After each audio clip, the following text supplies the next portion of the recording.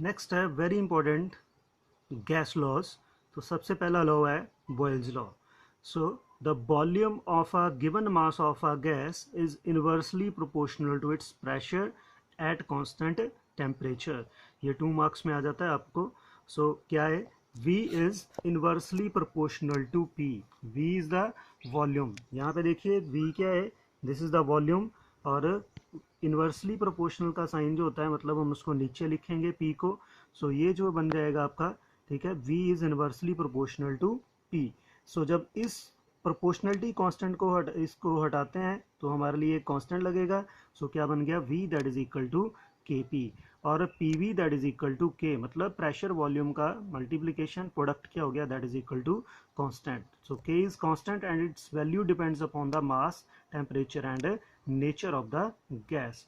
If a fixed, अगर हम क्या करें, if a fixed amount of a gas at constant temperature T having volume V V1 at pressure P1 undergoes expansion, वो उसमें expand होता है, एक्सपेंशन होती है, so that volume becomes V2।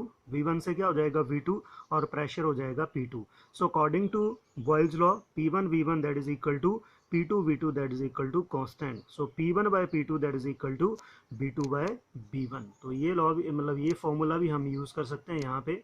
So next है isotherms. So graphs of V मतलब volume versus P, P is the pressure, और PV product of pressure and volume versus P at constant temperature are known as the isotherms. तो ये जो है 2 graph है, आपने study करने अच्छे से।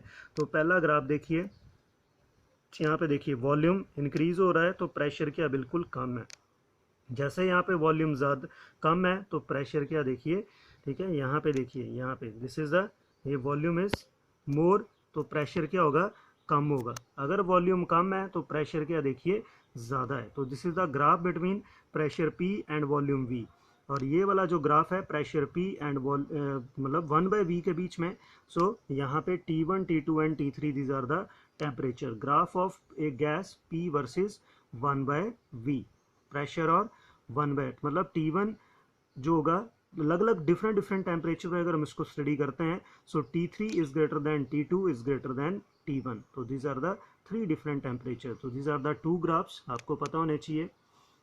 नेक्स्ट है air is dense at the sea level because it is compressed by the mass of above it. क्योंकि आपको पता है सी लेवल में क्या होता है, प्रेशर जो होता है सबसे ज़्यादा होता है, तो वहाँ पे क्या होता है, कंप्रेस होती रहती है गैस, क्योंकि इसके ऊपर जो है मास काफ़ी होता है गैसेस का, एटमॉस्फेयर गैसेस का। So this is Boyle's law, मतलब P is inversely proportional to V। Pressure ज़्यादा होगा तो वॉल्यूम कम होगा, वॉल्यूम कम होगा तो प्रेशर क्या होगा, ज़्यादा। इनवर्स रिलेशन है। नेक्स्ट है Charles law.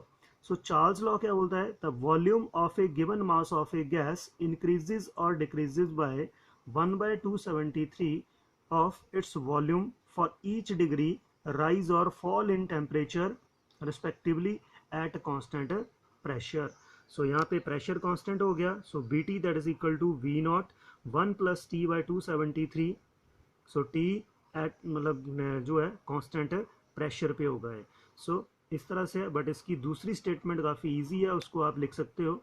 So the volume of a given mass of a gas is directly proportional to the absolute temperature at constant pressure, मतलब V is directly proportional to T। तो ये second statement आप लिख सकते हो, गलत कोई नहीं करेगा।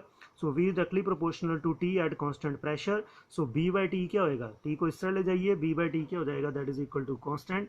अगर आपके पास डिफरेंट है, मतलब जैसे वही कि B1 लग गया अलग अलग, V2 लग दिया हुआ है, T1 T2, तो उनमें से एक आप निकाल सकते हो। So V1/T1 that is equal to क्या हो जाएगा, B2/T2। So B2/B1 that is equal to T2/T1 और that is equal to V1/T1।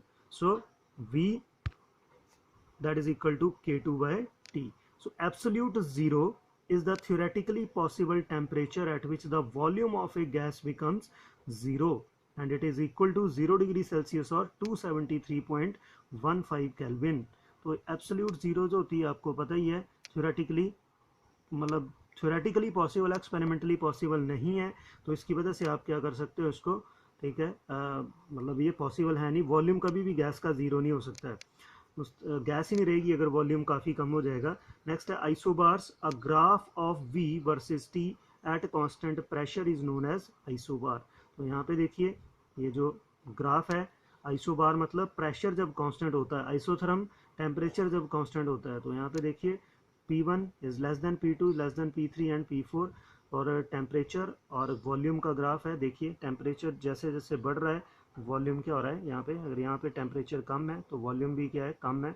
जैसे टेम्परेचर बढ़ेगा तो वॉल्यूम भी क्या हो रहा है, ज़्यादा हो रहा है। सो this is the graph between volume and temperature. So Charles Law explained the gases expand on heating, so hot air is less dense than the cold air.